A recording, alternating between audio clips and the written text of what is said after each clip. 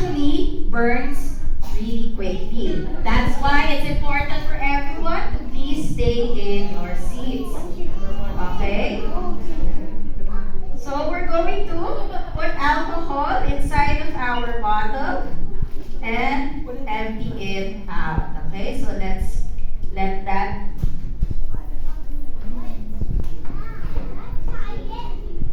Okay?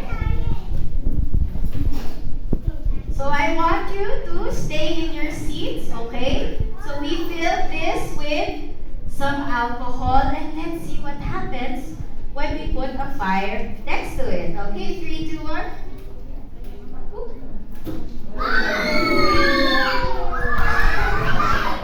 Okay. Alright, everyone. Thumbs up. Thumbs up. Okay. So you saw that when we burn the alcohol, what happened to the cup? It exploded. It shut up.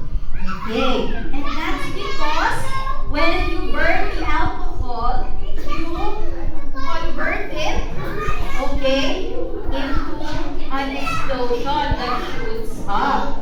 Okay. So if you do that in a bigger scale, okay, can we turn the lights off, please? So we're going to try that with something bigger. Okay? So again, everyone, stay in your seats, okay?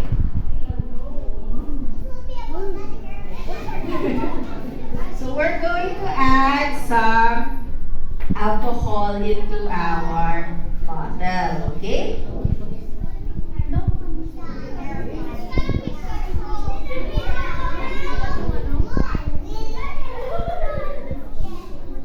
So of course, do not do this at home. This is only done by trained professionals, okay? So let's empty that out. And I want you to watch what happens when we burn certain chemicals. Okay,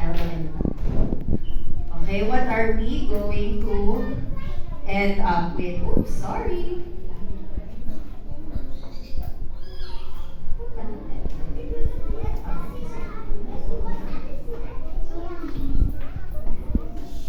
Okay. Can we do a countdown in 3, 2, 1? Okay.